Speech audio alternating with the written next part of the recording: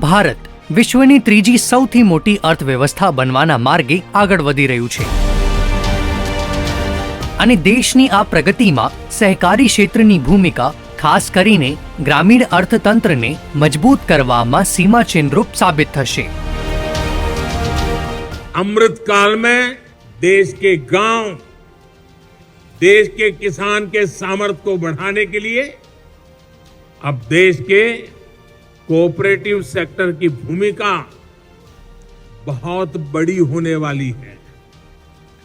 सरकार और सहकार मिलकर विकसित भारत, आत्मनिर्भर भारत के संकल्प को डबल मजबूती देंगे। माननीय वडाप्रधान श्री नरेंद्र मोदी जीना आ विजन ने साकार करवा माटे माननीय गृह અને સહકાર મંત્રી શ્રી અમિત શાહ જીના નેતૃત્વ હેઠળ નવા રચાયેલા સહકાર મંત્રાલય સહકારી મંડળીઓને મજબૂત કરવા અને તેમની વ્યવસાય કરવાની સરળતા વધારવા માટે 54 થી વધુ પહેલ શરૂ કરી છે। એક કરતા વધુ રાજ્યોમાં કાર્યરત સહકારી મંડળીઓ બંધારણની યુનિયન લિસ્ટની એન્ટ્રી 44 અને multi state cooperative society act 2002 દ્વારા સંચાલિત થાય છે। બહુરાજ્ય સહકારી મંડળીઓની નોંધણી અને નિયમન માટે બંધારણની કલમ 243 ZHF અને મલ્ટી સ્ટેટ કોઓપરેટિવ સોસાયટી એક્ટની કલમ 41 હેઠળ કેન્દ્રીય રજિસ્ટ્રારની નિમણૂક ભારત સરકાર દ્વારા કરવામાં આવે છે। ભારતના વિવિધ રાજ્યોમાં 1625 થી વધુ બહુરાજ્ય સહકારી મંડળીઓ છે, જેની સાથે કરોડો લોકો સંકળાયેલા છે। બહુરાજ્ય સહકારી મંડળીઓને પ્રોત્સાહન આપવા માટે માનનીય ગૃહ અને સહકાર મંત્રી શ્રી અમિત શાહજીના નેતૃત્વ હેઠળ ઘણા મહત્વપૂર્ણ પગલાં લેવામાં આવ્યા છે। કેન્દ્રીય રજિસ્ટ્રાર કચેરીનું કોમ્પ્યુટરાઇઝેશન એ આ શ્રેણીનું એક મહત્વનું પગલું છે, જે અંતર્ગત 6 ઓગસ્ટના રોજ માનનીય ગૃહ અને સહકાર મંત્રી દ્વારા કાર્યાલય દ્વારા બહુરાજ્ય સહકારી મંડળીઓની નોંધણી અને વિનિમય માટે એક સંકલિત પોર્ટલ શરૂ કરવામાં આવ્યું હતું। मल्टी स्टेट कोऑपरेटिव समितियों की देखभाल करने वाला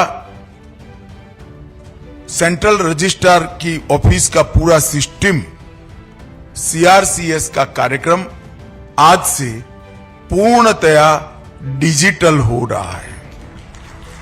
अब कोई भी मल्टी स्टेट कोऑपरेटिव सोसाइटी को अपनी ब्रांच बढ़ानी है, दूसरे राज्य में जाना है, अपना ऑडिटेड बैलेंस शीट फाइल करना है, अपनी रिपोर्ट भेजनी है, किसी भी चीज के लिए कहीं पर जाने की जरूरत नहीं है। आपकी ऑफिस से ही आप भारत सरकार के रजिस्ट्रार के यहाँ पूरा कॉरेस्पोंडेंस कर सकते हो और वो वैध होगा। આ પોર્ટલ દ્વારા તમામ પ્રક્રિયાઓને પેપરલેસ બનાવવામાં આવી છે, જેનાથી કાર્યક્ષમતા અને પારદર્શિતાને પ્રોત્સાહન મળે છે। મલ્ટી સ્ટેટ કોઓપરેટિવ સોસાયટીઓ તેમના વાર્ષિક એકાઉન્ટ્સ અને નાણાકીય અહેવાલો ડિજિટલ રીતે સબમિટ કરી શકે છે, જે પ્રક્રિયાઓને ઝડપી બનાવશે। ઓનલાઈન બાયલોઝ અને પોલિસી મેકિંગમાં સુધારાથી સોસાયટીઓ માટે બિઝનેસ કરવાની સરળતા વધશે। સોફ્ટવેર દ્વારા મલ્ટી સ્ટેટ કોઓપરેટિવ સોસાયટી એક્ટના નિયમોનું ઓટોમેટિક પાલન થશે।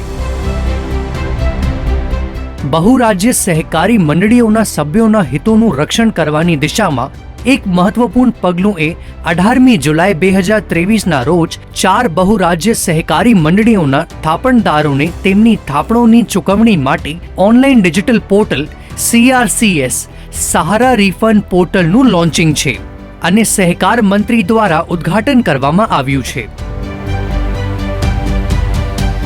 મલ્ટી સ્ટેટ કોઓપરેટિવ સોસાયટીઝ સુધારા અધિનિયમ 2023 મલ્ટી સ્ટેટ કોઓપરેટિવ સોસાયટીઓને સશક્ત બનાવવા માટેનું એક મહત્વપૂર્ણ પગલું છે, જે 3 ઓગસ્ટ 2023ના નોટિફિકેશન દ્વારા અમલમાં આવ્યું છે, જેના મુખ્ય મુદ્દાઓ નીચે મુજબ છે।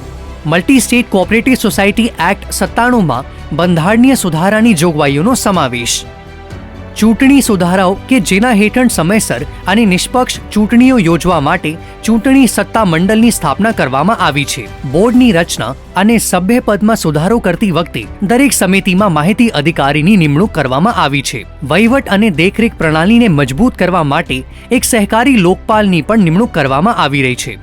સેન્ટ્રલ રજિસ્ટ્રાર દ્વારા વેપાર કરવામાં સરળતા લાવવા અને નાણાકીય ઓડિટ કરવા માટે ઓડિટર્સની એક પેનલની રચના કરવામાં આવી છે. સહકારી શિક્ષણ ભંડોળના સંગ્રહ, સંચાલન અને ઉપયોગ માટે પણ ઘણા સુધારા કરવામાં આવ્યા છે. મલ્ટી સ્ટેટ કોઓપરેટિવ સોસાયટીઝ સુધારા નિયમો 2023ને પણ અધિનિયમ અમલમાં આવ્યાના 24 કલાકની અંદર એટલે કે 4 ઓગસ્ટ 2023ના રોજ સૂચિત કરવામાં આવ્યા છે. देखिए एफिशिएंसी क्या होती है. 2 तारीख को कानून पारित हो गया, राष्ट्रपति महोदया की साइन हो गई, इसका नोटिफिकेशन निकल गया और 4 तारीख को उसका रूल्स का भी नोटिफिकेशन निकल गया. સેન્ટ્રલ રજિસ્ટ્રારની ઓફિસને વધુ કાર્યક્ષમ બનાવવા માટે 32 ટેકનિકલ પોસ્ટ બનાવવામાં આવી છે. આ મંડળીઓના વધુ સારા સંચાલન માટે કેન્દ્ર રજિસ્ટ્રારની નવી ઓફિસ બનાવવામાં આવી છે, જે આધુનિક ટેકનોલોજી અને અત્યાધુનિક સિસ્ટમોથી સજ્જ છે.